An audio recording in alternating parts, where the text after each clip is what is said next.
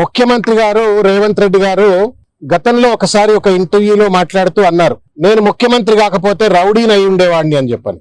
నేను ముఖ్యమంత్రిని కాకపోతే ఏం పని చేసి ఉండేవాడివి అంటే నేను రౌడీని అయి ఉండేవాడిని అని చెప్పని. ఓల్డ్ హ్యాబిట్స్ డై హార్డ్ అని చెప్పని ఒక సామెత ఉన్నది. ఆ సామెత ఇవాళ తెలంగాణలో ముఖ్యమంత్రి కుర్చీలో కూర్చున్నప్పటికీ కూడా కుక్కతో ఒక గుండ్రాయి కట్టిన చక్కగా కాదన్నట్టుగా ఇవాళ తన నిజ స్వరూపాన్ని ఇవాళ కొనసాగిస్తున్నటువంటి ఒక పరిస్థితి ఇవాళ స్పష్టంగా చూస్తా ఉన్నాం.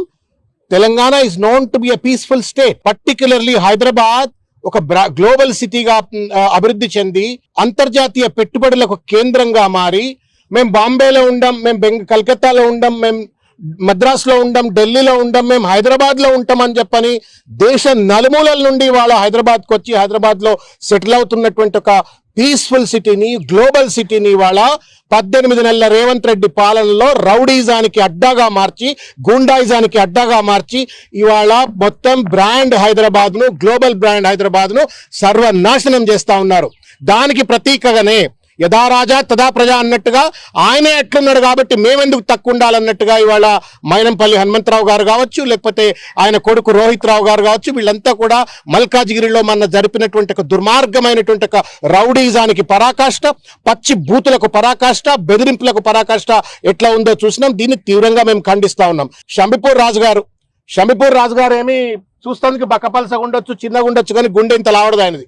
ఏమి లేనాడు 10 మంది కూడా తెలంగాణ ఉద్యమంలో గ్రేటర్ హైదరాబాద్ లో జెండా పట్టడానికి సిద్ధంగా లేని రోజు కేసీఆర్ గారు వెంట ఒక నికార్సైనటువంటి ఒక సైనికుడు లెక్క నిలబడ్డటువంటి వాడు, కడుపు కట్టుకొని కాలు కట్టుకొని ఆయన ఉద్యమంలో పనిచేసి తెలంగాణ రాష్ట్ర సాధన కోసం సర్వం త్యాగం చేసి కొట్లాడినటువంటి ఒక ధైర్యశాలి షంబీపూర్ రాజు గారు.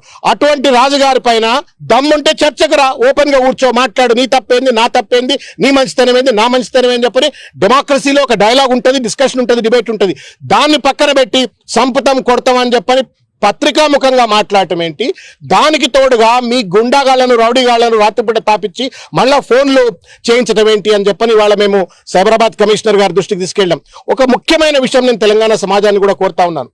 Gandhi Bhavan, one of the most proudest political officers in the country, in the Telangana. Gandhi Bhavan అంటే ఒక శాంతి, అహింస ప్రవచించినటువంటి ఒక గాంధీ పేరు మీద ఉన్న భవన్ లో కూర్చొని, ఆ వేదిక మీద కూర్చొని ఎవడు పడితే వాడు ఏది పడితే అది మాట్లాడుతున్నాడు. సంపుతామని వాడంటాడు, కొడతామని వాడంటాడు, పెట్రోల్ పోసి తగలబెడతామని వాడంటాడు. అసలు ఎక్కడ పోతా ఉంది? అధికారంలోకి వచ్చిన 18 నెలలకే ఇంత అహంకారం వస్తే what is happening to Telangana అని చెప్పని మేము అడుగుతా ఉన్నాము. కాంగ్రెస్ పార్టీ అధ్యక్షుడు మహేష్ గౌడ్ గారు కూడా సుదీర్ఘంగా ఆలోచించవలసిన అవసరం ఉంది, లోతుగా ఆలోచించవలసిన అవసరం ఉంది. మీనాక్షి నటరాజన్ గారు, who always talks about Gandhian principal